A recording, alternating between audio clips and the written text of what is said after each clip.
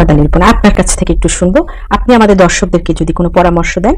আসলে একটা বিল্ডিং এ 20টা বা 50টা ফ্ল্যাটও থাকে, সেক্ষেত্রে তাদের একটা ওনার্স অ্যাসোসিয়েশন থাকে। তারা দায়িত্ব নিয়ে দেখা যায় যে উদ্যোগ নিয়ে এই ধরনের কাজ তারা করায় পুরো বিল্ডিং এর পুরো ফ্ল্যাটে, তারপর তাদের বেসমেন্টে, গ্রাউন্ড ফ্লোরে যেখানে হয়তো মশালা বা ডিম জমে থাকে বা ককরোচের জন্য যে তাদের যে সুয়ারেজের লাইনের থাকে যে সম্পৃক্ত থাকে, এই সবগুলো তার একটা অ্যাসোসিয়েশনের মাধ্যমে করা হয়।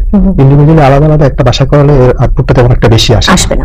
দেখা যায় আমরা এটা করে থাকি গ্যারান্টি সহকারে। একটা বাসার জন্য কেমিক্যাল এটা ট্রিটমেন্ট করলে দেখা যায় 4 মাস 6 মাস এরকম হয়ে থাকে, ভালো থাকে। কিন্তু টোটাল বিল্ডিং যদি কমপ্লিট করা হয়, এই পেস্ট কন্ট্রোল করা হয়, তাহলে সেখানে মিনিমাম 1 ইয়ার্স এর মতো তারা সেফ থাকতে পারে আর। আচ্ছা, অনেক ধন্যবাদ আমাদের সাথে থাকবেন।